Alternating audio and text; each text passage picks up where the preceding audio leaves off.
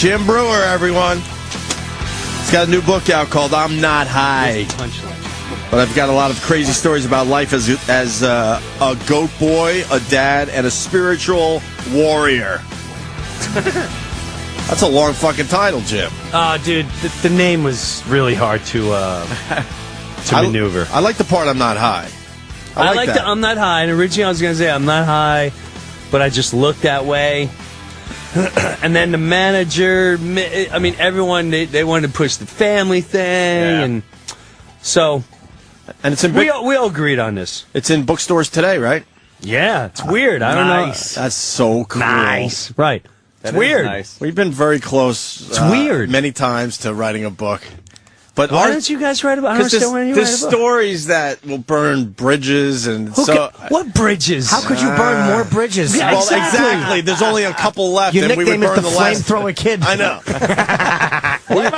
we would burn the last two bridges we could cross. Is what I'm getting at. Who are you burning? Don't worry about it. Light the fire. Throw the gasoline. I think we're just about. Who's fucking skinny, by the way? How much weight did you lose? Well, now I got to lose more, but I lost like 10, 15. Well, since I saw you, let's see. That was Pizza Man Story Days. Pizza Man. That wasn't that long ago. Maybe 12, 15 since then. That's very healthy. Why do you feel chubby little boy? I was 82 pounds in kindergarten. My God, I'm looking at that picture. Look at how retarded I am right there. How fucking funny is that? How do you get to 82 pounds in kindergarten? Because you're not meant to be fat. Punch you in kindergarten? No, there was only one other kid. Fat kids rule in school. You can't. You hit us. Once we get you to the ground, it's over. It'll lay on you and squash you. Fat kids though, like fat kids that want to fight, you're fucked. I was a fat kid who wanted to fight. Okay, goofy fat kids though are so abused. Cry. Yeah. You were just pitched they're fat. Once you're fat and crying, you're done. Snot. Life. Snot on her face. Snot bubbles. Out the one nostril.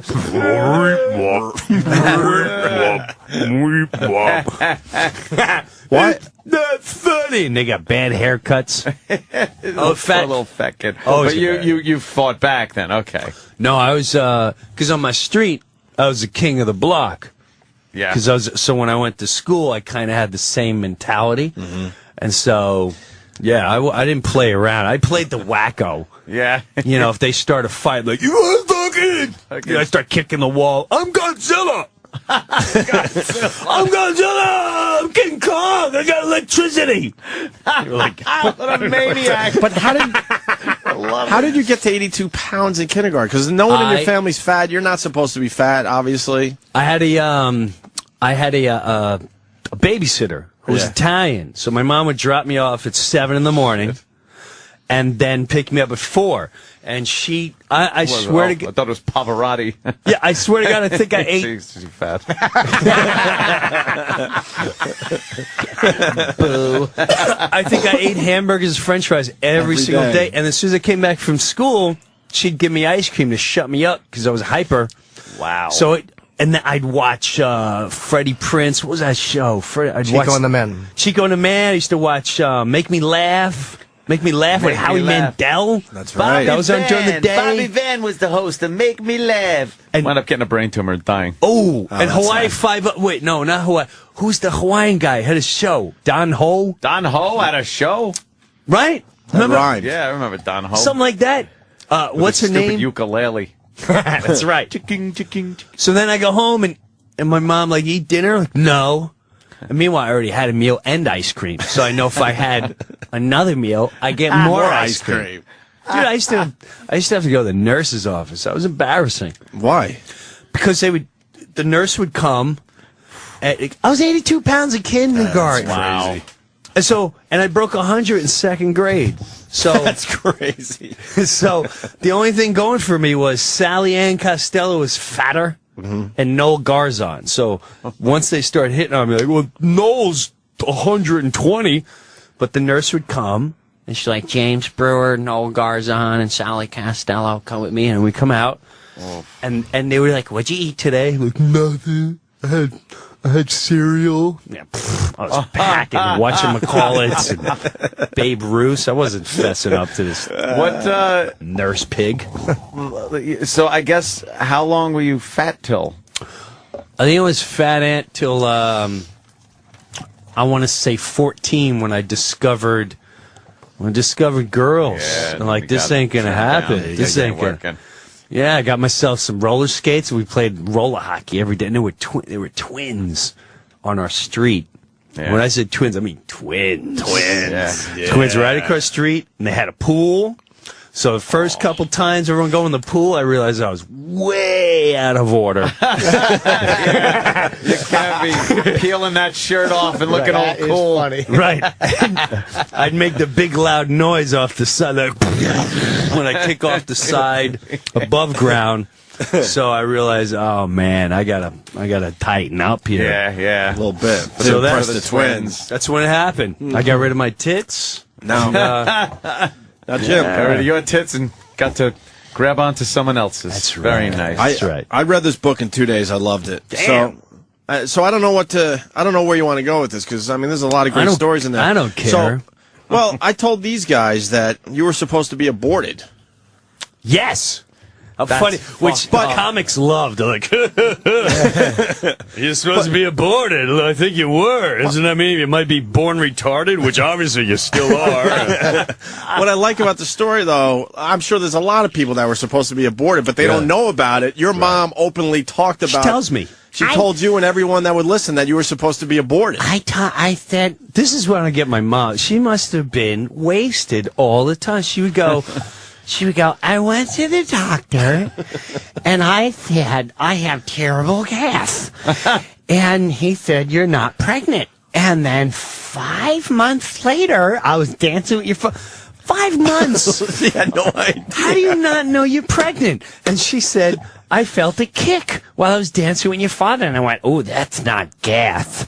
And they all said because of her age, she should abort the baby and get rid of the baby, and we'll give you something, we'll get rid of that sucker.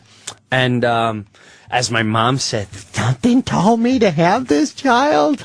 Just have the child. And she probably back then really just wanted to clamp onto my dad, take his whatever money he had left.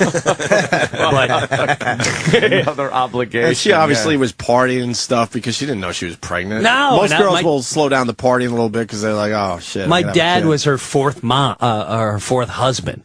So, okay. If there is a fourth husband, I didn't even know they were married until like 10, and I went, Where's your wedding pictures? There's no wedding pictures. Oh, no. Where's your wedding pictures?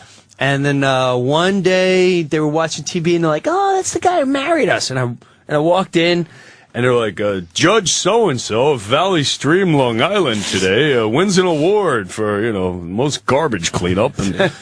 And she's like, yeah, he married us. So I still to this day, I don't know what happened. What kind of marriage? I just assume my dad was a bartender, who was, I think, still married, but going through a divorce. He was a raging drunk, from what I understand. Not a mean drunk, but a World War II, still in the jungle drunk. Sure. Old school. An old school drunk. Right. Let's go out to dinner, and while the waitress is going, today's special's inside, he's here, and todo mocay, na, na.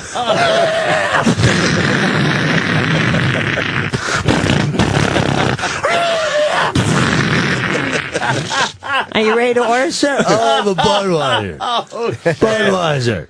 So, yeah. Yeah. And so, he was still fighting the war in his head, huh? Oh, God. All his friends, now that I look back, the one guy killed himself, one guy hung himself, one guy drank himself to death, and they were all World War II guys. Yeah. Wow. And they got him a job. 2 of the guys had heart attacks, and they were all like our age. Wow. Just our age, coming back from the war, and that was Just it. had too much. They saw too much. There is no Dr. Katz going, So, tell me about these images you have in your Yeah. head. Do you feel guilty of watching another man's skull bleed to death? Yeah, then it was just like, you did it. You come home. Now you live your life with your young lady. like, go bang and start Yeah, kids. yeah. Forget where you just came from, people. It's America. We'll give you $100 in booze. Today we're going to have a VFW hall to celebrate these great American heroes. And they're all fucked up. Yeah. Hey, Georgie drank himself to death, but he's an American hero. Fuck Russia. Holy Fuck Nazi Germany. That's so true. You know? You're so right. You ever go to the VFW hall with your dad? Did he go to those places? I did. You know, I used to love going there with my dad when he was alive. Me too. And he went to They were so fucking racist. Holy. Well, that's where but they didn't know any better. I mean, that's all they knew. Old school racism. Absolutely. There was a Polak there, a black guy, a Jew, an Irish, an Italian, and they just beat the shit out of each other all night long. How many Tuskegee Airmen does it take to tar a roof? Nope. They loved it, though. Hey, Leon, come here. I want to touch your bird head. That ain't funny, Jimbo. That ain't funny. Quiet, Spooky. Yes. Hey, Jewbag, I'm buying a house. Can you help me out? And here they come, America's troops leaving the ships that were just in Europe, coming back to the United States to their loved ones that I'm sure they will beat with their fists if dinner is late. Yeah, as soon as this celebration's over. Here they come. It's a horror show. Here they come. There comes the first one, and and he's puking over the side with a bottle of bourbon in his throat, and his penis is hanging out. An obscure scene, however, a true hero. James Smith has just got off the boat, and he's walking by a Japanese restaurant. He's now killing everyone inside. What a great day for Odd Nation. Still saying, go get him, boys. Brewer's so right. Just buy a nice little house in the suburbs. No help. Just forget about everything you saw. Hey, listen, all that killing and murdering and all that jazz and all your friends getting blown to pieces, don't worry about it. Yeah. You did a good cause. Go have a cocktail. Well, he still has blood on his uniform from his best friend's brains. But he's supposed to just go to the bakery and go to work. Hey, read the local newspaper. Look what's going on in the box office. Let's hear the latest on Lindsay Lohan. Welcome back from Iraq. We really care about your cause there in Afghanistan. Hey, Tom Cruise has got a new movie coming out. How about that guy? And his new car. God bless America, where we put everything important right up in front of the news. You have no legs, but Elliot Spitzer's got a new show. Hey, while you come back on watching your friend's corpse, hey, don't forget one of the Jets are holding out for $60 million to defend a football. Hey, God bless America. It's just, there was no help. But we really care. We care for you fuck. and yours. God, that's great. That is just great. As the great James Hetfield would say, sad but true.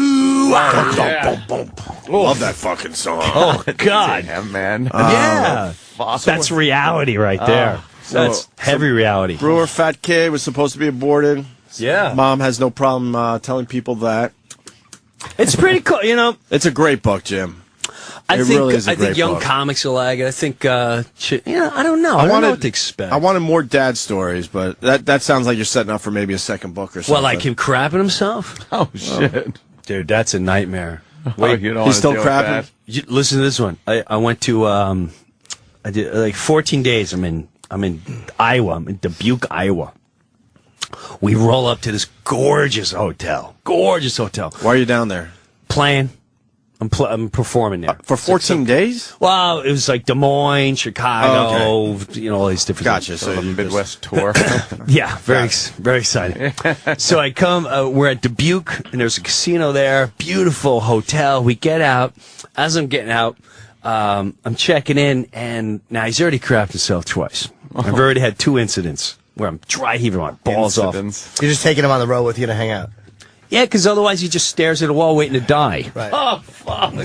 That's really what it That's really what it comes down It's to. reality, man. He's just staring at a wall, waiting to So die. you're trying to do the right thing as a son. Thank you, Yanks. One of your crap stories is in the book. The plane one is just terrific. Oh, the plane, yeah. But anyway. That was a tough one. This one's funnier and more tragic, and just, this is so recent. The kid comes up to me, he's got a camera, and he goes, Breuer, your dad has to go. He has to go now. I know I've got about 5 seconds to get him out in the toilet or it's over. So I go there, I open the door, and when I open the door, there's shit on my fingers. Oh, fuck. Right. So I'm like, what the what is this? Like, what? So I'm looking at his hands. I can't understand where it came from. It's not on his hands, and it's fresh, and I can't tell where it's coming from. God. So I pull him up, and as I pull him up, I put him in the wheelchair, and I'm looking, I don't see nothing. So I roll him in. It's a beautiful hotel. I mean, it's businessmen are all having their meeting, and they're drinking wine. It's like hot cocktail hours. I get in, and as I'm checking, I can smell it. So like, oh man, I see people looking around, and I look at him, he's got shorts on, and I don't know how I missed it, there's clumps of dung just hanging at his shorts. So, yeah. Are we supposed to laugh? You have to. How can you not? Bad. So I roll him to the corner of the room where no one could see him. I'm like, Dad, you don't feel it. I feel it's like a dog when they're 15. It's just tragic. So I'm scooping out his poop with paper towels. I'm dumping the garbage. I finally get him upstairs, and I'm showering him up. But when I went downstairs, where I took him out of the car, there's a pile that must have fell out of his shorts, and it's on the sidewalk. So, and and one of the most, it's such a surreal moment in life to see, like, where we go in life. Like, just, there's a billion flies all over this thing, and people are just staring at it and going, I can't believe someone let their dog just defecate on the sidewalk. and I'm like, man, it's my dad. It's my dad. It's not a dog's crap. It's my dad's crap. Yeah, it's fun stuff, man. Oh, man. Drive your ass off. I mean, like, hard. Do you smell your fingers for the rest of the night? Like when something's bad on it, you can't help it. Yeah, you get bars of soap and you're digging your nails in it. Just clawing at the soap to get it under your fingernails. It follows you everywhere. Yeah. Don't think you can leave us. Now, the obvious. Why doesn't he wear adult diapers? He does. But just like kids, as you will learn about yours, Ope, kids sometimes have ones that just, the diaper can't hold it. It explodes right through. Yeah, we got that going on Wow. already. So I starved him the last 3 daars. Because you didn't want to do We it. were going on a plane. I starved him to death. There was no how, screw that. What are you gonna do? I can't have him crapping all over. You had him do it on a plane one time? I don't know the story. Oh, Jimbo. That one's in the You book. had to go into the bathroom? Oh, no. We're on one of those little puddle hoppers. Oh. We make it all the way back to Newark. We're taxiing to the gate. We're about 5 feet from the gate, and he turns to me and he goes, I got shit. I said, Dad, we can't stop on the taxiway. He's like, I'm fine. You sure you're fine? I'm fine. You sure? I'm good. All of a sudden, I smell it. And I'm going, oh, no. I said, did you? He goes, no, I ain't. I can tell the way he's sitting. Yeah, a little sideways. I can tell, yeah, he's got the one cheek up, and I went, he dropped it. He dropped it. Thank God, I'm not even exaggerating, there was like a 2-year-old kid behind me crying. So I'm trying to get the rest of the cabin to start staring at the kid like someone needs to be changed. So when we get off, I don't realize it's there until as I'm walking him up because it's so small. I'm backing up. And then when I backed him out to get in his wheelchair, you just see in the back of his pants. So I brought him into a Continental President Club. Yeah. I roll him in there. They're like, you can't have a club card. I'm like, I don't have a club card. I got an emergency. I have the pub. I'm not using the public. I'm using the private. Oh, okay. Go in there. I mean, I get him in there. It looked like someone took algae and just threw it all over his legs, his pants. Was on the chair, and as I'm trying to clean it, I'm literally like, ugh! And he's going, I'm sorry. I didn't mean it. I'm like, I know you didn't mean it. Oh, God. The worst is when other people come in. Oh, my God. People coming in, and now they're coming in for the show. They don't know, like, what's going on in the bathroom? Like, I don't know, there's some guy in a stall. no. And the smell is horrifying. Now, do you carry, because you know he might do that, do you Yes. carry extra pants or something? Yes. Oh, okay. I carry pants, diaper, shirt, because when he craps, it goes up his back. It goes down his pants. Just like a baby. Yeah, and the worst is when he craps himself and he gets on the toilet, it's all on his legs. So when he gets up from the toilet, I forget, I'm not going to wipe your leg on the toilet. Oh, there's... So is wow. it just age, or was he sick? Or It's age. Just age. Okay. It's age. It's like a dog when they just sit there and they're shaking and it just squirts out their ass. How old is Pops now? 87. Jeez. Fuck, man. God bless him. How do you have Yeah. an 87? He was old when he had you. You're a younger guy for an 87. 45, I think he had me. And, I keep asking him, like, you want me pillow? Pillow. You won't even feel it. Sleeping. Middle of the night. If you ever, just let me know. Let me know. I'll totally do it. Don't worry about it. Is he coherent at all? Like you guys talk? He's very coherent, but now he won't, it's weird, man. You see your dad, and he does absolutely nothing. He won't read a paper. He won't watch television. He just sits waiting to die. Wow. And so the only time he's coherent is when I show up. Wow. When I show up, that's it. Is he living with you now? Oh, like once a week. Yeah, that He'll was come the in for the weekends and stuff. Yeah. And my mom wanted him back. Like, I want bring him back here. Which is, she just barrages him. Oh. As he craps, which he feels horrible for, she's like, You're disgusting. You can't see this coming, for Christ's sake. I'm not cleaning shit or I'm gonna poison you. yeah. So she's no help. How old is she? She's 85 and she's blind in an eye. And she's got a big crazy tumor on her hip that she won't get rid of. It's the size of a golf ball. She has cancer on her face, which she keeps saying is a pimple. I'm like, Ma, you got cancer on your face. No, I'm not going to the doctor. Let it take upon my face. It's horrifying, bro. It's horrifying watching. Yeah. She's got this big red spot on her face with a black tip. I'm like, it's cancer. No, it's not. I've had it checked out. Like, oh, God. Who checked it out? One of her friends? It's Right. It's like they reach a point, and I think every parent says it at some point to their kid. They go, "Oh, if I ever get to that point, you Take fucking me out." take me out." Yeah. And then they get to that point, and you go like, "Am I supposed to take them out?" Right. She said it Am I years supposed ago. to? Yeah. Right. I guess, in the old days, they'd jump off a cliff or something. I don't know what they... Fucking do. I'm going to go feed myself to the lions. Yeah, they just walked themselves into the woods to die. Right. Carv Brooks was here on a beam and just fucking. My dad, I used to listen to Sam Kinison, and he would go, when I'm at the age, when I'm at the toilet, and it's just dripping out, just kill me. And I hear that over my dad, whenever he wears, like his piss, it just trickles out. It trickles out, and it doesn't go in the toilet, it goes all over his pants. And I go, Dad, you don't see the peel? He's like, I don't get when I'm going on a fashion show. Am I going on a fashion show? And he's got piss all over his pants. Fashion show. It's so sad. What an old school really guy, though. is. But I will say, I brought him on I bring him to Iowa. You're going to freaking... Jimmy and you would...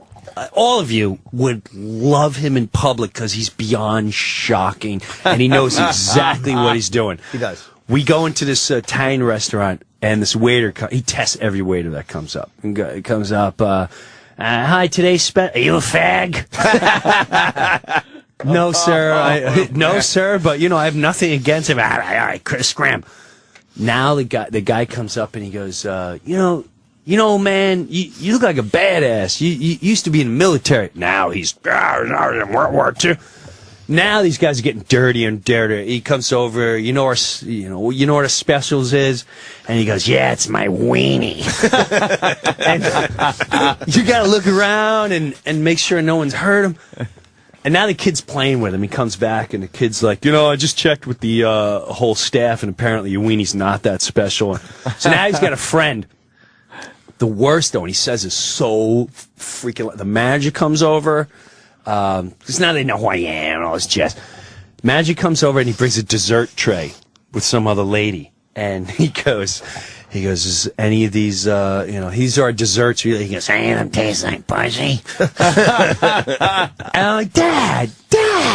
And the waiter's like, oh, well, absolutely, go for the cream brulee. That's like by far the... So he still has his wits, but unless you're shocking and dirty humor, he wants nothing to do with it. He doesn't want to do it. He wants nothing to do with it. Yeah, he wants to go shocking and dirty. He wants to go filthy. Every trip is, are we getting laid? Dad, what are you going to do? I still got a tongue. Dad. So he has that wit about him. He's still a guy. Yeah. But if you ask him what year it is, it's 1986. Oh, really? You're good enough, close enough. That's it. Yeah. Cares. I had to get him out of the hospital that way. They kept asking him. This is what he said. They say, Mr. Breuer, how you feeling? Terrible. What's the matter? I'm pregnant. Is he crazy? He's always like that. What year is it? Who gives a shit? Who's the president? Who gives a shit?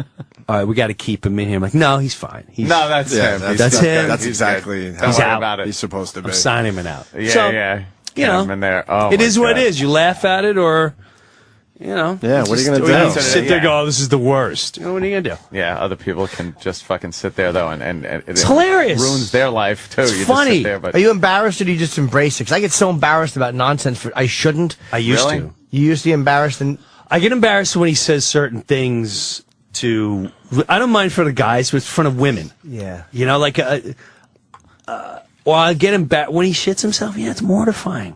It's mortifying. To be in public, it's just mortifying to have an old man, because he's that guy. Don't you picture yourself seeing an old man again and their pants are soiled, you're going, ew, put him away. Oh, fuck. Take him out. I'm like, no, it's my dad. So, yeah, sometimes it's a little. You carry like wet naps and stuff? Like I'd bring a hose, Jimmy. Wet naps don't do the job. You're gonna be the greatest son of all time. Yeah, I'm a bad son. I don't know if I can handle that to that extent. I've done some shit. If you see that look, well, you won't. Yeah, my dad's gone now. If you see that look in a relative or a close friend, just that look of, man, I'm so sorry. You go, all right, let me go back to smoking pot and get some music, and we'll get through this thing here. I haven't joined the club where you wipe your own parents' ass. I got not fun, bro. I got a few in my family that have, though. I just have not crossed that barrier yet. We make it an event. Fucking do it. We make it an event. We really do. We turn on Johnny Cash. We turn on Hank Williams. Yeah. And he gets all hopped up, and we just talk about everything else while I'm scraping his ass. Unbelievable. And he's mortified. He's just like, yeah, when's our next road trip? Oh, not so hard, goddammit. Oh shit! Can't you just throw him in a shower at that point? Sometimes you don't want to throw him in a shower because it's a big production. Okay. And he fights it like a lion. I just showered yesterday. I don't need a shower. I just need a shave. Jimmy, would you wipe your own parents' ass? I guess if you have to. That's a tough call, man. I'm telling you right now. Yeah, I mean. Thank God I have a lot of brothers and sisters. So. Right now, I just think I'd pull out a list of things that I had wanted to discuss as a child that didn't get talked about first. But no, I guess you have. Does having kids make it easier, though? Because you've done that with your daughters? It's different, totally different? No, that's a different beast, man. It's the stench alone is a completely different beast. The kids are no problem. They don't really smell. It's little, and it's your own. Totally different beast. It's like people wiping their own dog or something. It's yours. When it's an adult, and I mean the stench to look at another man that way or a woman, it's just Yeah, you're looking at their junk. I'm looking at his junk like, wow, my donkey don't look like that. I'm looking at is that what I'm gonna look like? It's a different beast. Better man than I. There's no fucking way I would fucking hire someone to follow me around and do that. See, now that's no way I could that's do what that. I want to do. I want to say, now that I'm watching this, I would save money so someone could do that for me, and I want it to be an event. Mm-hmm. So you can still travel around, you do everything, but during the shit part, it's like, now you're on. With the bell. Ding, ding, ding, ding, ding. There it is. There it is. You're on call. Let's go. This is Right why now. you get money. And then you just stand there, talk to them, and someone else could be Turn on in. my. Wouldn't you like your Judas Priest, Mr. Brewer? Turn on the devil's child. Phones are lit. They're all in the club. Guys all over the place in the club. We're it's all something, that age. It's something no one talks about. No, but it's real life, man. Not in the club yet. I think I'm getting close, though. It's real life. I think it's going to be my turn. Jimmy, let me sooner ask than you later. something. When your books came out, you went and did signings. I did, yes. How? Because I do signings tomorrow. Where are you we doing should promote it. Tomorrow. Hold on, I got- But I don't. Well, let's promote it. 12:30 tomorrow, Borders on Wall Street, 100 Broadway in Did you Manhattan. do that one? I did not do that one. No, I did the one at MSG, but it was later. I didn't do any noon signings. You're famous enough to do them. I wasn't. No, I don't saying, buy that. No, honestly, that's a tougher one to do, but Jim's a more recognizable guy. It's true. He's tomorrow, 12:30 Borders on Wall Street, and also 7 p.m. Barnes & Noble in Lake Grove, Long Island. That's great. You're getting 2 of them done tomorrow, both major bookstores. But when you would do it, what? Like, is it weird? It's great. It's cool. I You never loved sat down it. and signed stuff? I have. But I love not- it, actually. I will say You the connect with everybody that is Yeah. a fan of you. the book world I'm noticing is a lot different. Yeah. It's a completely different audience. And it's not like the stand-up crew, and you don't have to be hilarious. No, you just gotta fucking sit there and sign. I did. They invited me. The book company invited me to the National, like, freaking Library Association. People go this like, oh, it's huge. You gotta It's like go. thousands of people in D.C. I'm like, well, what do you? You're a guest speaker. I'm like, all right, well, what do I get? You got to do a half hour. And, read from your book. I'm like, I'm not reading from my book. So I'm following a guy, and people are sitting down listening to him. And he was, I won't say dreadful, but I'm like, oh, no. It was chapter 2. It was a cold, windy day and under the oak tree. And so I went, I'm going to crush this place. So I went up, and I just talked, and within 20 minutes, there was a crowd. And I went, and they said, you're done. I'm like, done. Just getting started. Just getting started. What are you talking about? I'm like, this is the book world? Sign me up. I'm in. Bye-bye comedy clubs. I'm going on a storytelling tour. So I'm intrigued, and I just don't know what to expect. You'll pull up to the bookstore. You'll start to worry how many people are there. How long is the line? I'm already worried. When you get there, you'll start to look at where does the line start. Right. Is that good? Like, where's the table? Like, is that a good place for the line to start? How far is the table? How long is this going to take? If Well, it's quick, I'm going to look stupid. We got to give Right.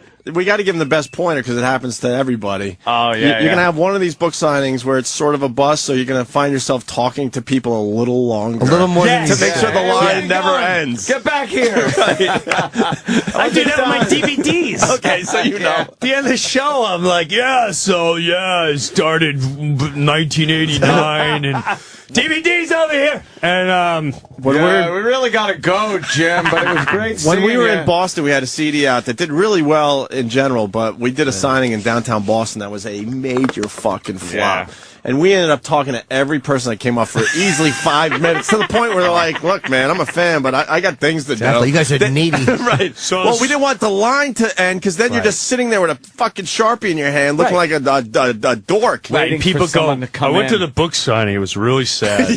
Yes, we've had that. It was great. We sat with him. We took pictures, and there was nobody else there. Remember that, Ed? And then you had people going. They got back on the line and said, and they had to tell you, there's no one here, so I might as well come back and get something else signed from you guys. Remember that? Yeah. They come back around. You see the same person was with a horrendous. sticker. Could you sign this? But then you get the ones that are just you feel like a fucking rock star. You're gonna have a few of those, dude. You'll be great. Yeah, you're gonna. He'll be well. fucking phenomenal because you interact with people, which you're great at. You'll take photos because you're fan friendly, and you could talk before. Some bookstores have like a little podium, like Barnes and Noble did. Yeah, Borders but did you're not. only gonna have time to say hi, sign their book. Some of them I will, and take a quick picture. That's it, because they're gonna have to move. They move those lines. It's worth it though, man. Book signings are great. It moves a lot of books. You'll do an independent store. They probably got you in maybe Huntington, in some place. I'm surprised you're not in. I'm surprised he's not doing Bookends Huntington in Jersey or Huntington. I am going to Jersey. I'm going to Tom's River. Oh, Ocean County Library. That's Thursday, 7 p.m. Ocean County Library in Toms River, New Jersey. I was reading the book in between, like while we were talking before. Honestly, it's fucking great. Damn. It really is good. Because I remember the whole Chappelle Buddies fiasco, and I'm reading it like from Jim's point of view, and it's unbelievably good. Yeah, why don't we do this? Take a break, and we'll continue talking about Jim Brewer's book, I'm Not High, because we got to talk about the SNL shit, which is amazing in there, and something I want to get into is the spirituality of you. Ooh. I've known you forever. I didn't know how deep you go with this God thing. So we'll talk about that a little bit as well. No, I know. You got a good take on it, though. Yeah. All right, so more with Jim Brewer. Stay there. And now, this is the Opie and Anthony Show on the Virus, Sirius XM.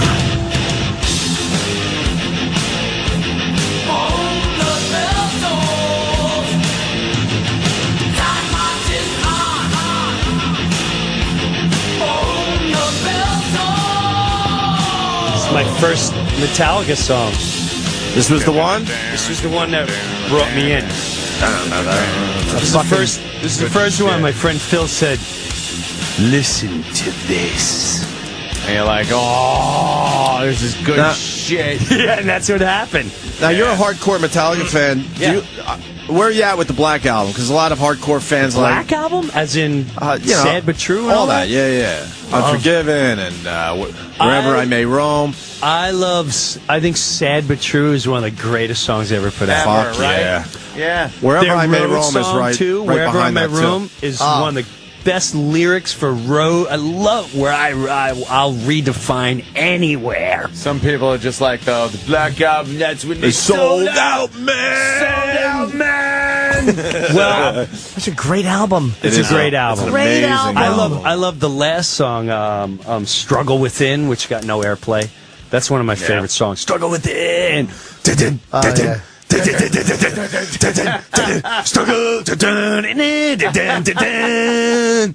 That I love that song. I love the new album. This is great. We're gonna go in there. We're gonna take no shit. You wanna play rough? We'll show them rough. This is shit that's got to be blaring from helicopters. Right, you're in top. Missiles are just flying. You got your flag and you're on a horse. Boys, this is when freedom reigns. To the enemy! Take your shoes off! Now you're running across the fields. Turn this part up. Here they go. Go! Now the battle begins, and he just beat the shit out of him blindside. I don't know what happened here. Oh my God, you're taking over! Giant armies colliding in the middle of the field. The big Lord of the Rings scene. Release the prisoner.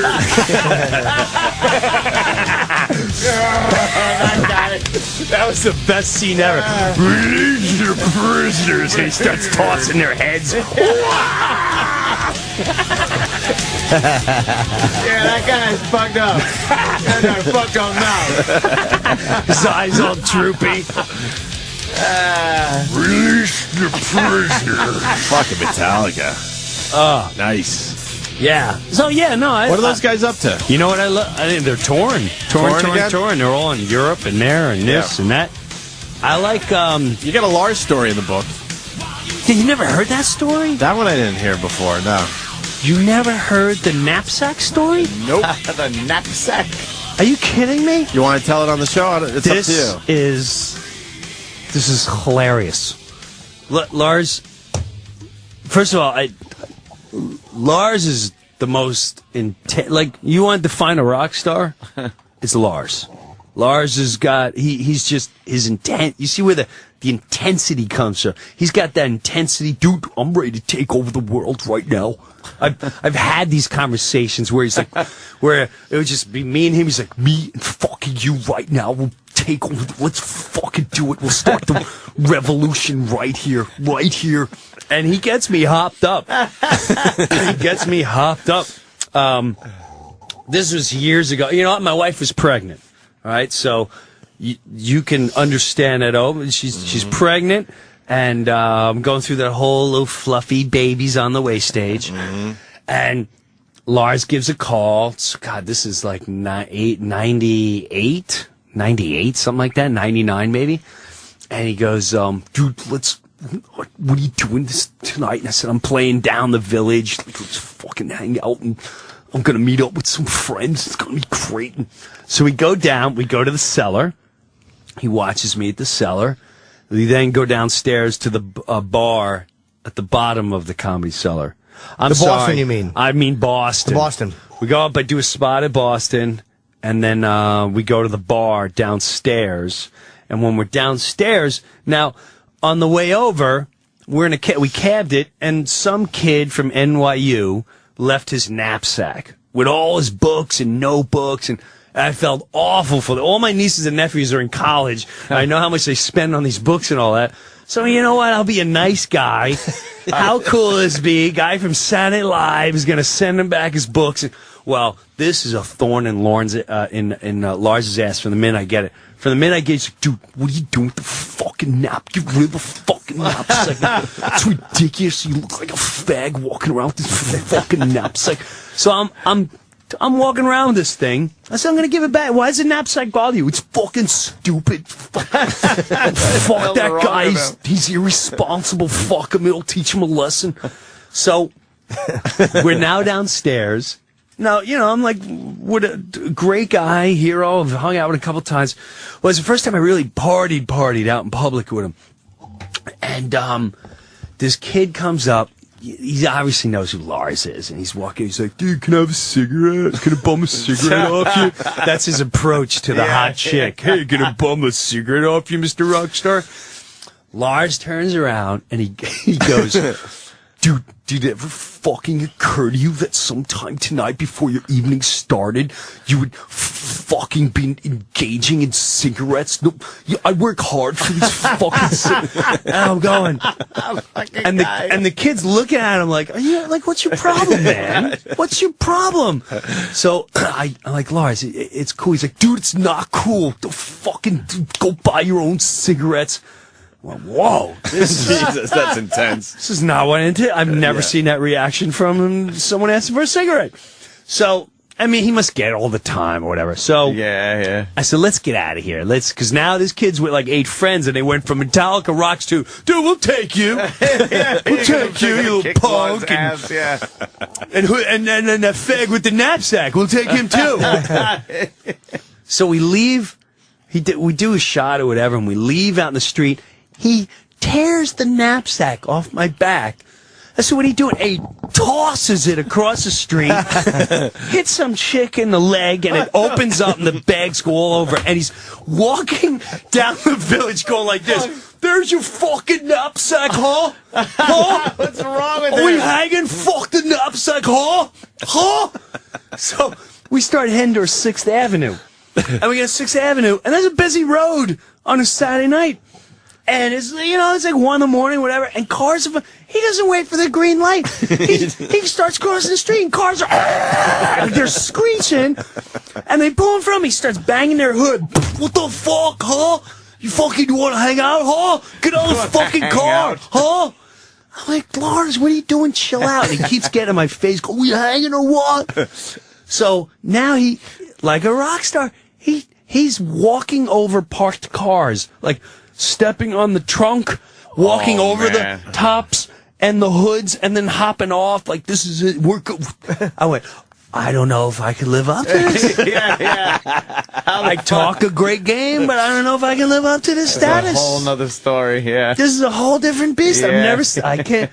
So he brings me to this private club, and this is when it was, we go to this club, it was like, it's on 7th Avenue somewhere. I don't know what, and you have to go up the stairs. It's really dark. and they know who he is, and we get up there, and if a bomb went off in this room, half the music industry would be collapsed. Really? Wow. It was Dave Matthews, one of the Backstreet Boys, the guy who wears the cowboy hat, which Backstreet Boys back then were huge. Right. Owls in Chains, a couple guys from Owls. Matt Damon, Ben Affleck, Gwyneth Paltrow, and there were like 2 other people that you look at and you go, "Oh my God, that's like I know that guy. Yeah. that guy's like the queen of fucking Wales." The guy's a queen of And it was very surreal, very dark, had a creepy vibe, and I just remember, and I went, you know what, man, I'm going to head home. Lars's face was like, I just left an orgy. He's like, what? You fucking thing? I said, my wife's pregnant. What the fuck? Dude, you can't just fucking leave. We're fucking hanging out with a fucking knapsack. And who are you, man? I said, my wife's pregnant. It's 2 in the morning. I don't know. Dude, what the fucking go? Just, all right, man. We'll see yourself another time. What the fuck? And the next morning he called up. He's like, he went to Ben Affleck's and Matt Damon, which was bizarre because his first wife used to date Matt Damon. Oh, really? Hence the Skylar in the movie in Good Will Hunting. You know how Matt Damon's character fell in love with the girl named Skylar. Right. That's her real name. And so Skylar used to really date Matt Damon, and then Lars eventually married that Skylar. And I'm like, you're hanging out with the guy that used to, like, be with your wife, man? It's fucking weird, you know? Fuck that guy. You won. Move on. Did he care or no? No. He's like, they're great guys. They're great. And they are. It's, hung out and talked to them. Ben Affleck was a lot bigger than I thought. So I would never trash talk him because he will kick my ass. Yeah, really? Oh, he's a big way guy? big. I remember that night. He's bigger than I anticipated.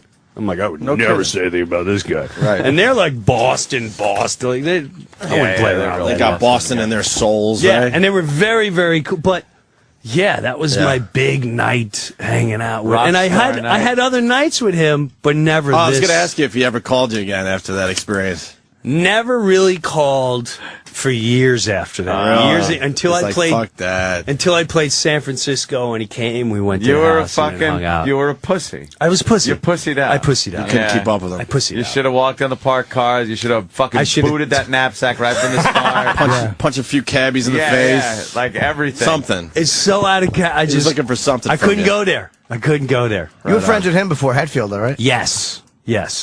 Definitely. You're Lars better friends was with Hetfield, though, right?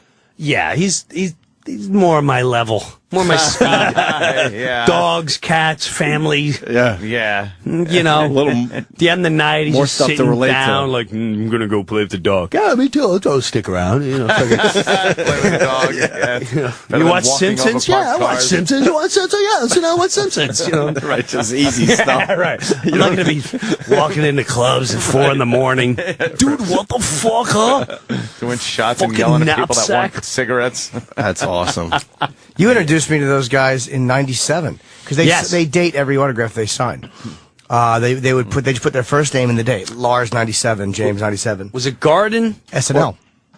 Oh, they would do wow. it, they did, You and Florentine. Was it Florentine there, I think too? so. or- They did Fuel and Memory Remains. Wow. We got to watch them warm up. They had to time it in between commercials. Right. So they did like 8 times each song. Yes. And Marianne Faithfull came, and Yes. they fucking, Hetfield hated her. I remember that. Wait, well, this is funny because eventually we go to Lars's house, and Lars is very cool. Like, as a guy, most phenomenal guy ever. So we go in his basement, and James comes over, and Lars is like, dude, it's fucking huge. James is here. He never comes to hang out. So I'm down there, and I go, listen. And I'm comfortable enough. I guess I've had some cocktails. So I'm like, dude, what's up with the memory? Like, who invited that chick? And Lars's head is sweating, and James is going, hey! The more I would write it, the harder he would laugh. And then I realized, like, oh, I guess that was Lars' And Lord's like, idea. dude, she used to date one of the guys from the Stones. I'm like, yeah, exactly. Yeah, Marianne Faithfull. Mick whatever Jagger it was fucking her. Yeah, who Who cares? cares? Did she fucking? I hate that. I liked that at the end of Memory Remains. I liked it. I really. stinks. No, it's good. It's awful. good. It stinks. Not my favorite. She's lovely. I She did a lovely. hated that. She fucking did a lovely version of As Tears Go By. Please. She's a lovely lady. I liked that at the end of the song. It was just Wrecked weird. it, so she just wrecked it. Wait, Yeah. was Lars kind of what's the word? It was- Deferential to the Stones? Yes. It was very. He's is so he's fucking funny, he's geniusly tapped into like music is an art to him. Would he have acted that same picture. crazy way? I think if he's walking around with Charlie Watts. What do you think? You would have been a little mellower. Maybe a little mellower. Maybe. I remember I remember seeing them. I don't know if I told you guys. They did this Music Cares Foundation thing, and I guess the music industry too. They have certain people they look up to, and who's is it Tom Waits, the guy? Yeah. I don't know anything about him, so not to disrespect him. I don't care. So the big thing for the night is Tom Waits is playing. All right, and it's Velvet Revolver's there, Alice in Chains, Ozzy's there, Yeah. all these freaking. Sandra Bullock's there with Jesse James years ago. Metallica there. Fucking Flea and that whole jazz is there. So I do a thing there, and I'm just like, oh, wow, there's major musical heavyweights in here. But everyone's on eggshells because Tom Waits is coming, right? So there's an MC there, Greg Bernhardt. Greg Bernhardt. He has a show, right? He had one, Greg whatever. Bernhardt. Yeah, I think he was in the building yesterday, actually. Okay, yeah. Glasses, right? He's hosting. And I have to say, he did a phenomenal, because when he was hosting this, I went, good luck. Yeah. He was phenomenal. So he's hosting this thing, and now they go, ladies and gentlemen, Tom Waits. And he doesn't come out. And Tom Waits is coming now. Supposedly Tom Waits had to get a certain piano, and they got the piano. He didn't like the way it looked, so they had to ship another piano. And if there's alcohol served, he's not entering the bill. Whole big thing. Holy shit. With Tom Waits. What an asshole. So everyone's afraid to say. Now it's been like 5 awkward minutes, and people are not talking. And Greg Bernhardt comes out. He's like, I swear he's going to be out of. Who breaks the tension? Ozzy. Ozzy goes, well, come on, Tom. We ain't got no fucking night. It's not a fucking Beatle. Let's go. Did he say that? Yes. He's not a fucking Beatle. And he came out, and then sure enough, Tom Waits finally came out. But until Ozzy said that, he broke all the tension. It was the funniest. That's great. I think it was one of the most memorable things I ever saw, and I belly laughed so That's great. Come on, Tom. You ain't got no fucking night now. Jesus Christ, it's fucking 5 minutes. He's not a fucking Beatle. Unbelievable. Oh, it's awesome. Brewer's here. His new book is called I'm Not High. The book is great. Really, He's gonna really be doing enjoyable. book signings all over the country. But tomorrow, right here in Manhattan at Borders on Wall Street, 100 Broadway at 12:30. And then tomorrow night, Barnes & Noble in Lake Grove, Long Island at 7 o'clock. But talks about the SNL years. My Good favorite SNL story in the stories. book about SNL was meeting Joe Pesci. You never heard that, man? Dude, I just about that in the chapter now. day. We got You know, we've heard bits these and pieces. Thank you. Over the years, because we've known you forever, you've told all these stories on the air, off the air, hanging out at comedy clubs way too late after you're done doing your Right. thing. But you went into detail about meeting Joe Pesci. Oh, that was- You really thought he was going to fucking whack you or something the first time you met him. I grew up with some characters, so I know that world kind of exists. And when he came in, I went from, I really thought I was going to be in all the Goodfellas movies. I really thought, and this is my door opening to, I'm out of SNL. Right. If De Niro's watching me and Scorsese's watching me and Pesci's watching me, that's my ticket. Bye, in. guys. I'm See out you of here. later. So he comes. I walk in. It was the most surreal moment in my life. I walk in. He's just sitting there, like just to see him. For me, that was such a. It's like there's God, Yeah. and then there's Pesci. There's Pesci, and I walk in, and he's got the suit on. He's smoking a cigar. He's got a pinky ring, and he's got cufflinks, and he's going on. He's just staring at me, and I'm like, "Oh, Mr. Pesci, wow, I'm so excited. I can't thank you enough for being here." He's like, "Yeah, sit down. He goes, you gonna thank me for giving you a career?" I laugh, and I think it's funny, and then he starts going on some gibberish talk about, of all things, Beavis and Butthead. He's like, I like comedy. I like the Butthead, the Beavis and Butthead. They're funny. And then he starts dropping some names and like gibberish. He's like, me and Jack, we were talking the other day. Me and Jack and Bobby, we were having dinner together and blah blah. And I'm just like, did he just say Jack as in Jack Nicholson and Bob as in De Niro? Like, what the fuck is going on?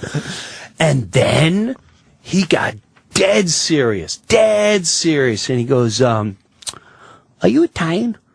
I said, no, I'm not Italian, but I grew up in Long Island, and I didn't ask you grew up with Italian. I said, are you Italian? Are you fucking Italian? I said, no, I'm not Italian. And where do you get off saying Dago, Wop, Guinea? I never hear Spick or Monkey or Mick. I never hear that. But you have no fucking problem saying Guinea, Wop, Dago when you're on a fucking show? That don't. It bothers me to say that, especially when you're not a little fucking guinea. That bothers me. And I thought he was kidding. Oh, and I went, well, it's the writers. I said it's the writers. On the writers. Pass the buck. Nice. And he goes, you mean Frank? Yeah, I talked to the writers. So he already knew. Oh, shit, yeah. He already knew one of the writers. He goes, Frank, but here's the thing. I'm an actor, you're an actor. At the end of the day, it doesn't matter what the script says. It doesn't matter what anyone writes. It what comes out of your mouth. That's what people listen to. They don't give a shit who wrote it. So, again, it don't bother you that you say such racial slurs like Guinea, Wop, and Dago when you're not even Italian? And I just sat there like, whoa, is this really? And like an idiot, I said, you should hear what they really want me to say. All of a sudden, you're a kid. I really was. I didn't do it. I really was. And he goes, and now, as I'm saying, I'm like, no, don't say this. And as it comes out, he goes, like what? Like what? And I went, well, it's not really you. He's like, no, tell me, what do they really want you to say? What do they really want you to say? I said, it's more about De Niro. What do you say about De Niro? Now, like, oh, God. I said, well, they write a lot of jokes about him dating black chicks. He goes, now that's funny. You should say that. That's fucking funny. Now that's funny. That's humor. And then he went this whole tangent about how his grandfather came here and he helped build half Lower Manhattan, and his family built it. I'm not an animal. You portray me as an animal. I'm not an animal. I don't walk around beating people in this. You portray me like I'm some kind of monster. You're doing a character of characters of me in a movie, and I don't appreciate the way you portray me. And I sat there like, and I asked him like, are you being serious? Yeah, and then he took it to he's like, yeah, I'm being fucking serious. Of course I'm being serious. Don't want bother. You know what's like that family members going, oh, you gotta see this guy. He's always portraying you as a savage. You beat people up, and he goes, and Bobby, by the way, he's a little more intelligent than the way you make him. We'll go, a little bit, a little this. He's not a fucking retard. I'm going, oh my God. I really thought he was gonna like take out a contract and go, now from now on, anything you make, you gotta come to me. Yeah. And you sign right here, and I own you from now. I really thought that was going down. And it ended with me almost, I'm not exaggerating. It was part of me wanted to cry. I really did. That would have been fucking hysterical. Did you explain this is happening on the SNL set, basically? This wasn't like in a bar. No, this is in like, a green room. Yeah, Breuer's getting ready to go on SNL and perform. Yeah. This is a green room. This is the last thing you want to deal with before you go out there. And he says, I said to him, listen, I never meant to offend you. And again, he goes, you never meant to offend me, then you shouldn't say these fucking words. And he goes off again. I said, please just hear me out. I go, if you listen to sketch, I listen to sketch. It's why I'm here. I said, well, I never call an Italian a name. I always refer to the people on the panel as like, what do you think? I'm some kind of... And he goes, don't fucking imitate me in front of me. I don't like that. So I go, excuse me. I go, what do you think? I'm some kind of whacked out wop? What do you... Are you accusing me? And that's why, as your character, I get mad at the other guy. And I said, you know what? I will never do the sketch again. I watched Goodfellas. I thought it was the greatest movie I've ever seen in my life. I watched Easy Money. And all the movies you were in, you're just my favorite actor. I used to imitate you as a child. And that's how I got the sketch. I was imitating you. And they said, we need to write this as a sketch. And I never, ever intend on... I said, forget it. Forget the sketch. I'll never do it again. He went, oh, you do it again? Because we're going to fucking do it. I'm busting your chops. The fuck? I'm busting your chops. Why you getting all hopped up? But I swear to God, to this day...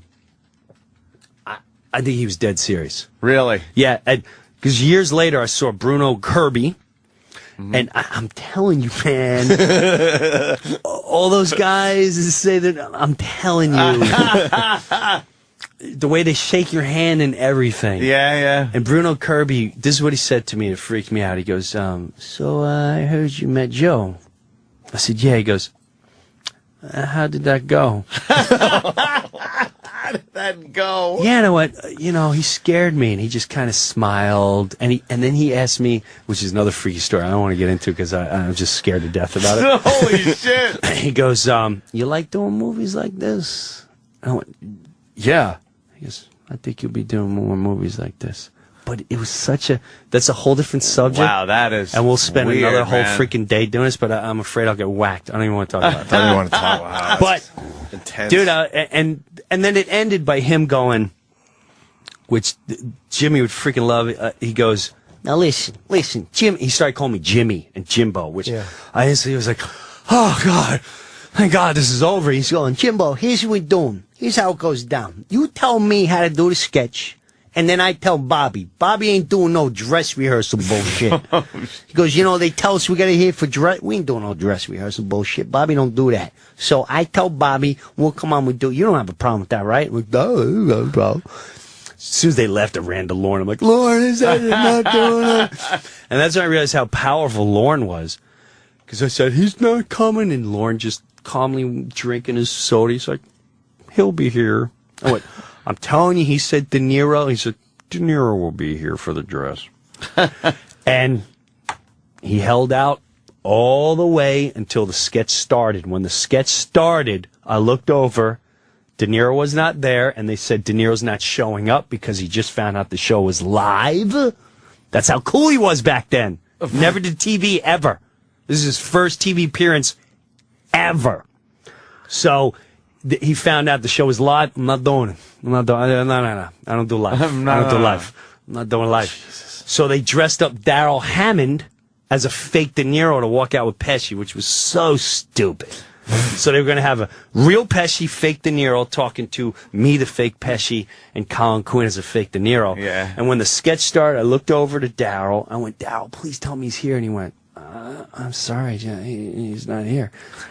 And so we started the sketch. It's a good Daryl, by the way. Is it really? Yeah. I don't know. Captured his soul. Yeah. And I was depressed, and I felt bad for Rob Lowe because I gave him nothing, and I half-assed the sketch. And I went, and that's it. That's a joke. And all of a sudden I heard, and I turned around, and I saw the famous hat. Yeah. And the look, and De Niro and Pesci standing, and I got chills just thinking about it. And I just remembered him. He smelled like wine. He reeked of red wine. And he never blurred his line. Every time it was time for his lines, it would just be dead air, and Pesci would nudge him. And Pesci would give a nudge, and then De Niro would go like, De Niro literally looked at Pesci, and he goes, what? He goes, you fucking... And he goes, whoa. and he points at Colin Quinn. He goes, "Who are you supposed to be?" 20 minutes of ovations. And then in between the shows, Lorne sits you down. This is what Lorne says. "Jim, you really have to interrupt the ovation. I can't have 3 minutes of just screaming. You need to get into this." I'm like, I'm not cutting off. Yeah, you're cutting him off. That, right? And if you watch the rerun to this day, I half-ass the first 30 seconds while they're on. Then you go on YouTube and watch it. Yeah. While they're on, I'm going, Mr. Pesci, Mr. De Niro. I'm saying it so low because I'm not stopping the crowd from going nuts. Yeah. Hell no. Colin was fucking hysterical on that too. Colin Quinn, remote control. He was Colin great. By the way, really Lorne funny on got that. fucking De Niro on Fallon's show. He was the first guest. Dude. You're right. Lorne's really? a powerful guy. Powerful. He's a powerful dude, man. Powerful. He got De Niro to do an interview on Fallon's, who's not the interviewer like that Letterman is, or a lot of guys Right. who've been doing it for 20 years. Dude, Lorne That is huge. Powerful. God. His best friend's a Beatle. Show's over. Who? McCartney. Are they friends? Yes. Dude, Lorne's power. That was one of the. He couldn't get the Beatle thing together, though. It came close, right? No, that was a bit that was hysterical But we're- years and years and years ago when, like, What was it? he was Lennon a and kid. McCartney. It's was so funny to see sitting around Lorne- and going, "Let's go to SNL," and it almost happened. I forgot the story. I just but- remember the bit from when Lorne was like a fucking kid. It was the first season, I think, of SNL. He looked so young, and yeah. he looked like it's not even the same guy. It's No. a complete different entity now. Yeah. But he came out with a check for like $1,000. Oh, okay, He goes, "I'm right. offering the Beatles $1,000 to appear on this show," and it was like you're watching, going, "This is ridiculous." Right. It's hysterical. But then the other side of that, they were going to do it as a goof and just walk on one Maybe night. later, yeah, much later. It was in a few of the Beatles books that they were thinking about. It came really close to just For doing them? it. Wow. I don't remember now. I think it was just Lennon and McCartney. Oh, that's hanging right. around. Lorne even goes One he night said- in New York. He said something like, "You could split it up however you want. You could give Ringo less." That's funny. That was good, man. I got all jealous when I saw that Dana Carvey special when he talked about smoking a joint with Paul McCartney and Lorne Michaels. And I was like, "You were Wow, that is out with McCartney." pretty good night. Yeah. That's all Ozzy's right. a big McCartney fan too. He speaks very hero worship. He talks Yeah. about McCartney the way I talk about him. It's humiliating. Dude, all the English guys. Lemmy. Brian Johnson, AC/DC. I saw him down in Florida. He spoke a half hour on McCartney. He's like, Wow. "Jim, I'm telling you, my son, it's the greatest thing you ever seen in your life." He comes out and he you ever hear the Blackbird song, the little Bluebird song? He goes into the store, he sits down, it's a nice setting, and he tells about his first time in America. And he says, we came to America and we said, this is the greatest new land in the world, and the open-mindedness of the whole situation, and we couldn't wait to be here. And then we went on a bus and we noticed the Negroes were in the back. And that's when we realized, wow, maybe this country isn't as far advanced as we thought it was. So that's why we we never finished the lyrics. So this is for me and George. And he goes into the little blackbirds. It's a bit, and I was like, I never knew that's what that song was about. No clue. A black chick on the bus. I thought it was about a bird. What the fuck is that about? But the way he talked, They worship McCartney. They worship All of them. McCartney. I knew Ozzy did, but I was surprised when I asked Lemmy who because Lenny, he's just a crank animal. Lemmy's an animal. Right. And he's like, I mean, like a hero worship. It's really great. Yeah. I love the fact that those guys love him. Yes, and then it makes you wonder more about let me investigate him more. He really is a god. He's a god, And he's a fan of mine, which was weird because it's like circular. Lemmy. No, McCartney. Oh, sick. I made that up. He wouldn't know me if I jumped up and down yelling Beatles. You never know. No, I just wanted to see what that felt like coming out. Wonderful, by the way. Wonderful.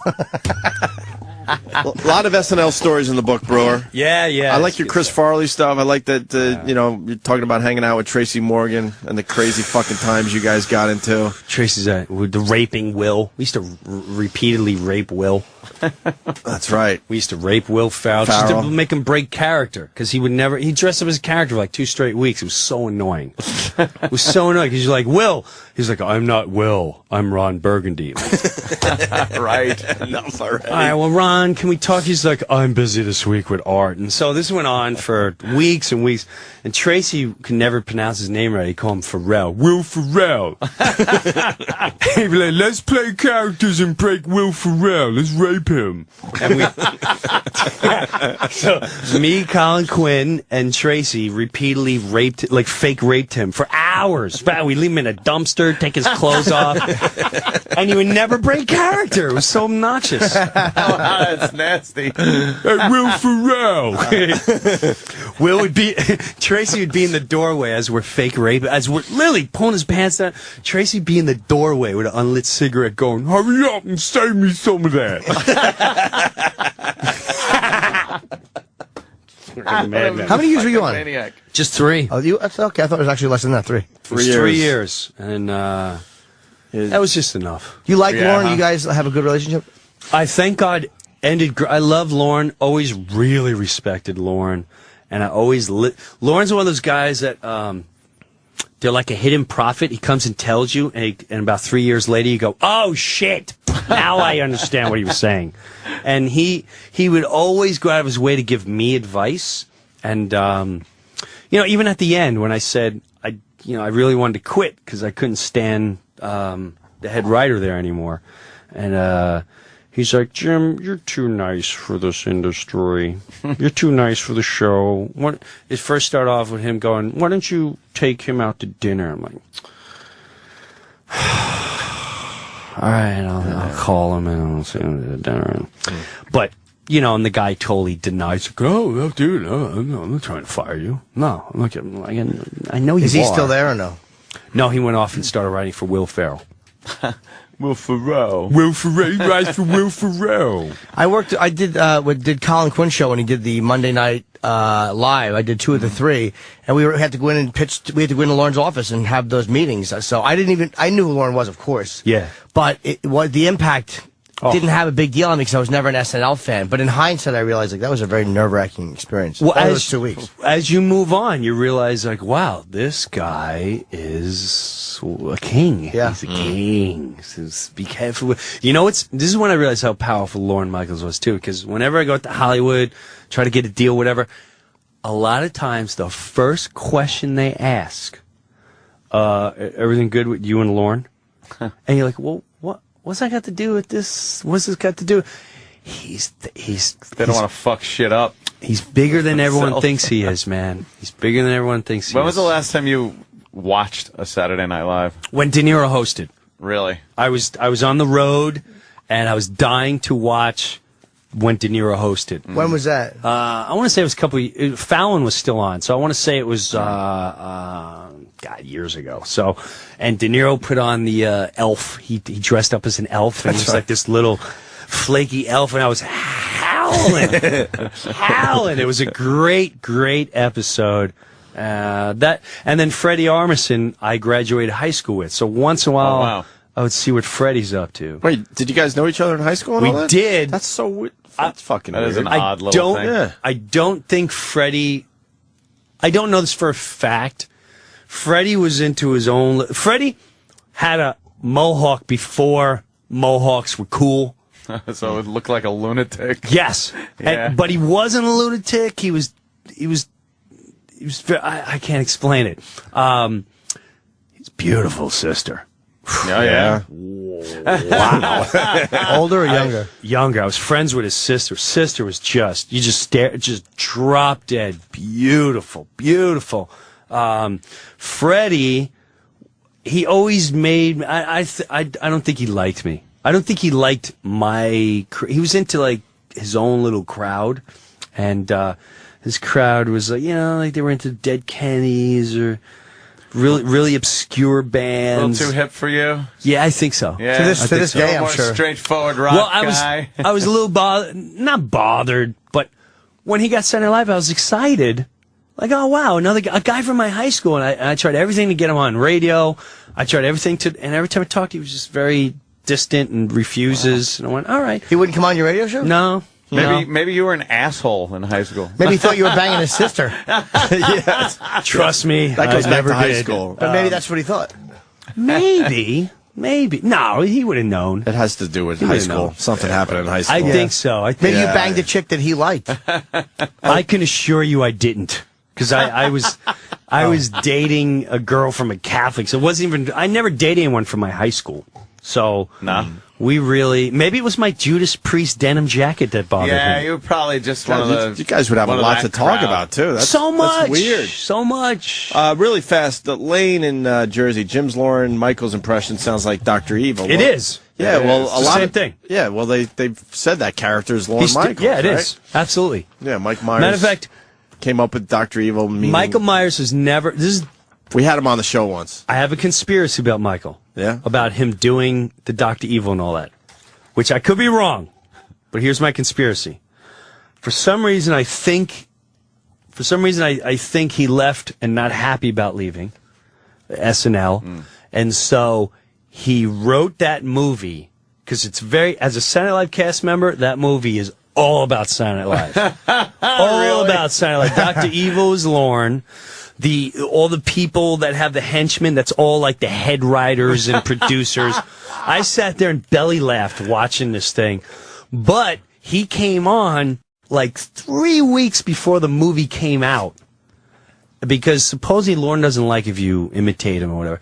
And when the movie came out, became a hit, and he never hosted again. I don't think he ever hosted SNL again. So it was his little bap, and I'm out of here. Oh, so there's a lot of inside stuff in that movie, huh? Oh, it's so I watched that. It's a different movie for you, isn't it? 1,000%. To me, that movie is 100%. Oh, how great is that? Behind the scenes of SNL. Lorne had to know. Of course, he probably Dr. saw that Evil. movie like, I mean, what everything the he fuck? did with the thumb, he imitated Lorne to It's Lorne to a T. To a T, and even the head writers and producers, like he'd have them all at the table.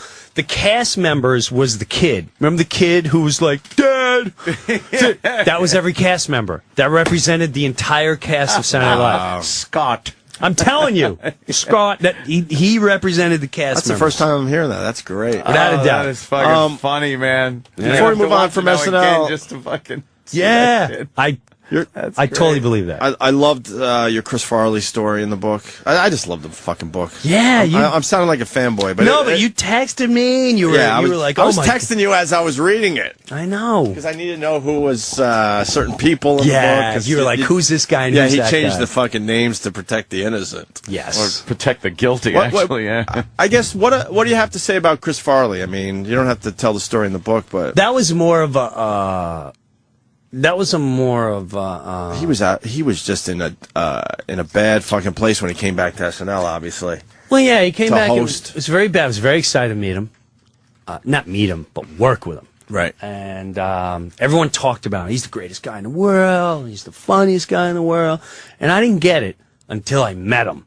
And then I realized, oh, now I see. He just takes a room over. Takes it over. And he's got this tremendous, beautiful energy. He's like, oh, Jimmy, oh, God, I've been listening to you, Anthony. Oh, my God, when you do that voice, the eyes of God. And you instantly laugh. He's beautiful. Yeah. So when he came in our room, I was thinking, he's going to love me. And the first thing he asked for, he's like, Jimmy, I know you got weed.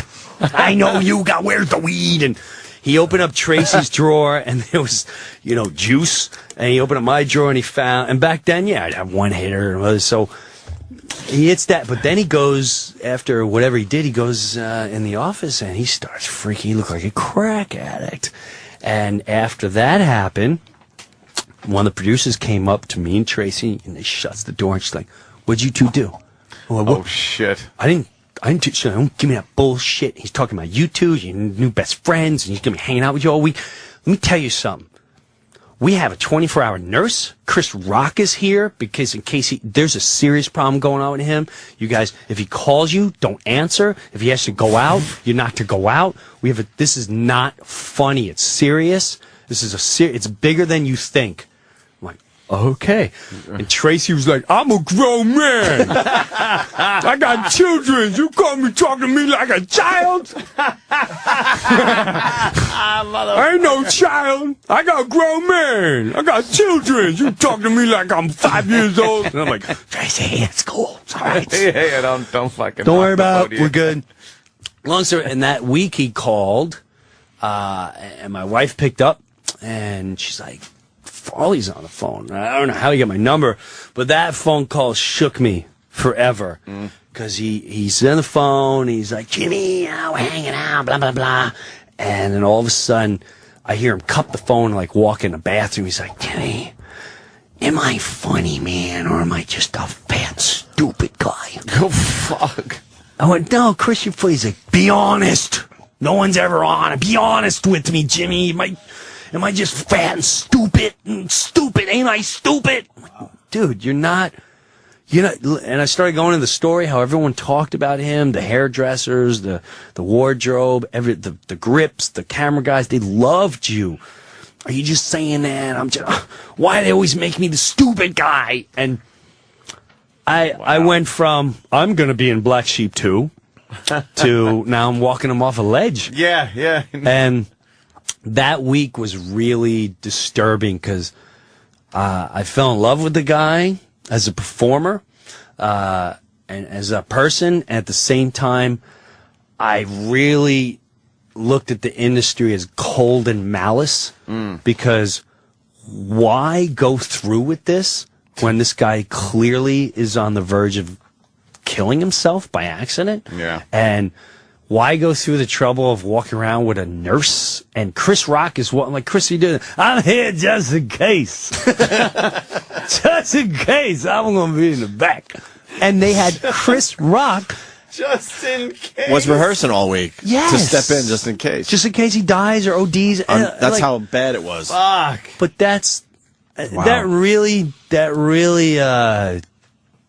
that bothered me for humanity in itself. And then a couple months later, I couldn't stop thinking of him. I could not stop thinking of him. And I turned to my wife and I'm like, I keep getting this feeling Chris Farley's in a lot of trouble and I need to talk to him. He needs someone true. I really need to talk to him. She's like, well, then call him. I was like, I don't know. What am I going to say to him? I don't have his number. It's just like, no. Every time you get that feeling, go with it. You're always on. Just go with it. So I called up the guy in the book. What do I call him? I call him not the Rat. I call him Leon. I call up Leon. I'm like, Leon, I need Farley's number. Yeah, what's up, Papa? I said, listen, I said, Leon, I have this feeling I need to talk to Farley. I feel like he's in trouble. I really need to talk to him. He's like, well, you'd be a great friend, man. I'll get his number. He didn't get the number.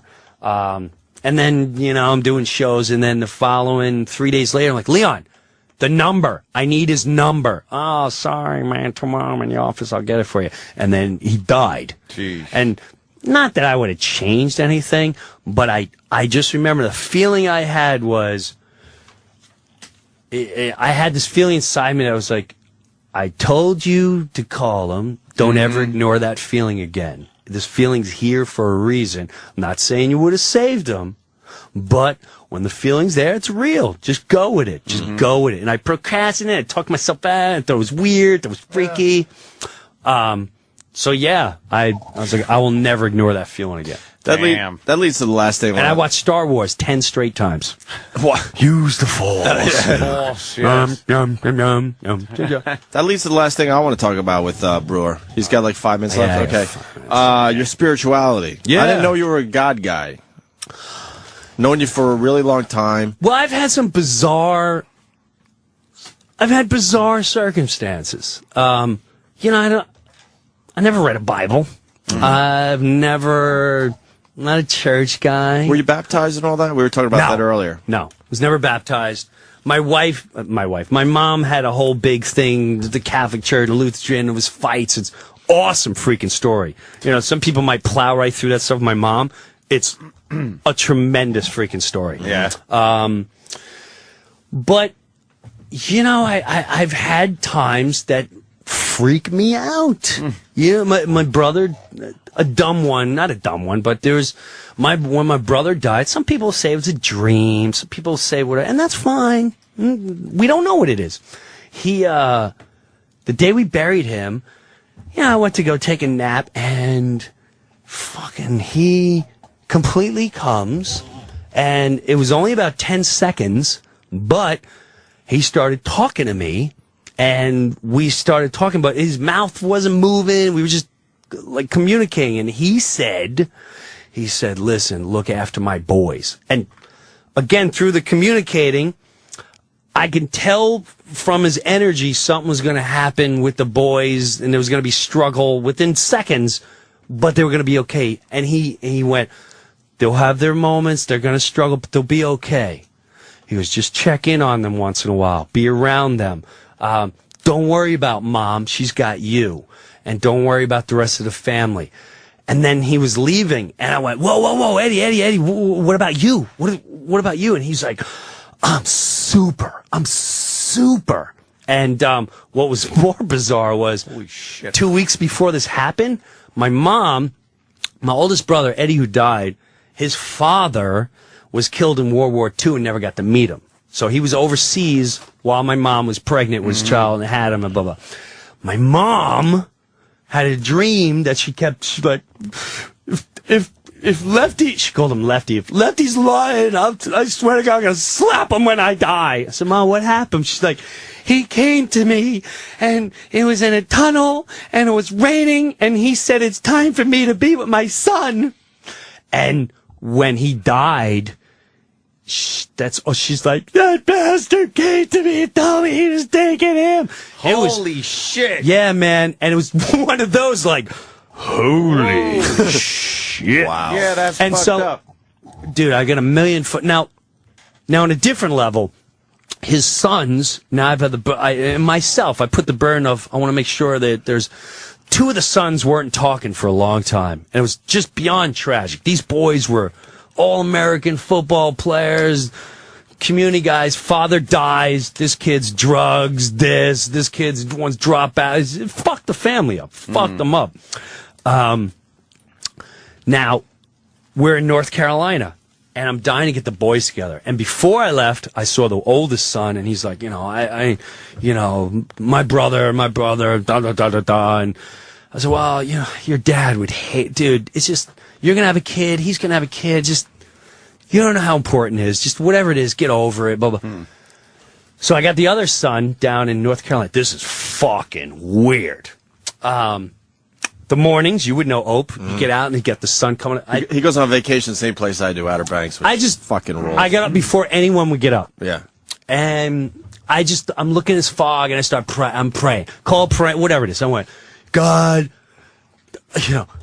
tell me how to talk to these kids. I don't know what to say, but if you can help me out, and when the moment's right, just put them right in front of me, and I don't know what the fuck to say. So if you can help me out, dude, Eddie, if you're there, I don't know how you would do this, but your son's fine. I know it's killing you, blah, blah.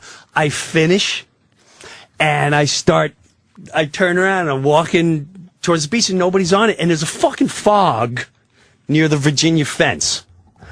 And all of a sudden, the one son who would never be up at this hour, this kid stays up all hours, and he's a partier, he's walking with his wife. And he comes out of the fucking fog, and I'm like, I start cracking up, like, are you kidding me? Like, is now the time? And he walked up to me, and he goes, Uncle Jim, I need to talk to you because I'm not talking to my brother, and it really bothers me. And I was like, holy shit. And I was just talking about this. Well, I mean, and of course it's circumstance, but the shit that came out of me, I would have never said in my life. It was like I said, I wish I recorded. I said the most powerful. Just all profound and fucking brilliant and shit. I'm like, I don't know how the fuck it came out of me. I'm not that smart to come out with these words. Yes. Someone was channeled. I swear to God, it felt like that way, Anthony. And when it was done, I could tell he was changed. And 2 weeks later, they started hanging out, and then they got back together when he got home, and then that was that. I mean, those are minute compared to some of the stories. Some of the stories in there, you're like, Holy shit. I don't have time. I would love to tell the Sean story. Yeah. Which is just... Dude, I still shake when I think about this. It was... I'm gonna fucking read goddamn book. Dude, it's weird. In the fucking book. It's weird. And I don't know. What is it? That's why I'm not going to say... I don't know what it is. Yeah. I don't know. But, you know, is it the secret? Is it God? Is it the force? Is it energy? I've had so many of those situations in my life. It's spooky. Or as my hippie friend would say, or is it normal and everything else is fucking weird? Yes, the monsters are beating her fave down, man. That's what's going on. We're just getting started, but unfortunately, Brewer has a 10 a.m. phoner. Yeah. Bummer. So do we. This was fun. I know. Absolutely, Love Brewer. having Brewer in, man. Shit flew Hey, by. It's the day easy. That's Where you at with organized religion? So you believe in the God, but the organized religion messes it up, or someone said a big because that's how we started the show today, kind of. So. This is. Someone told me a cool thing. God, the thought of understanding people, not to judge them, loving, caring, understanding, blah blah. Great product. Salespeople suck. The product's good. Sales blows. The sales. No one has perfected the sales. They need a new sales team because money always gets in once a month, and that's there's no, you know. But if it makes you a better person, that's fine. But and who are we to say, right? You know, I saw it pretty clearly when I was a kid. You know, and all the little Catholic kids and the Protestant kids that courted me to like, you don't go to church, you're going to hell, and you name one verse in the Bible. I don't know, dude. You got to say 20 Hail Marys, or you going to hell. Really?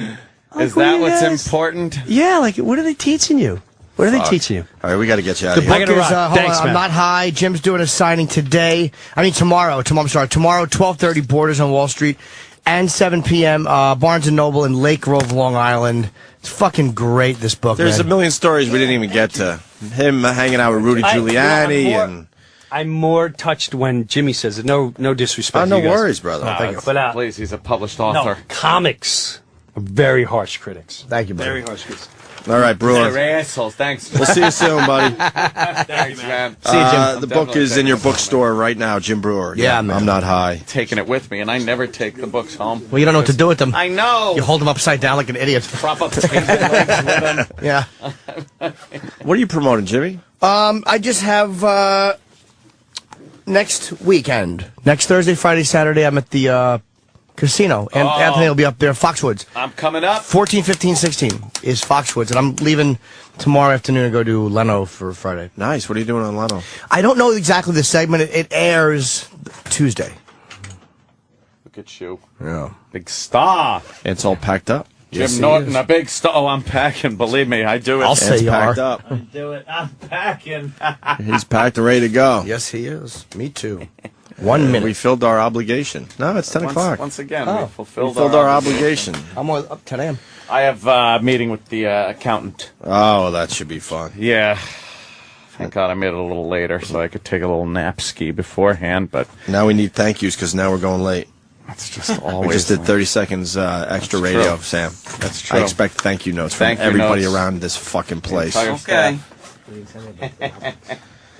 All right. All right, gentlemen. So we'll do this again tomorrow. Yes! That's what we say now. We didn't get to the Andy Rooney, but we'll do that first thing tomorrow and more Jocktober tomorrow. And anybody coming on the show tomorrow? I'll be here. You're not. Get you're a just haircut. Sam. Oh. You're disgusting. No one? No guest tomorrow? No. All right.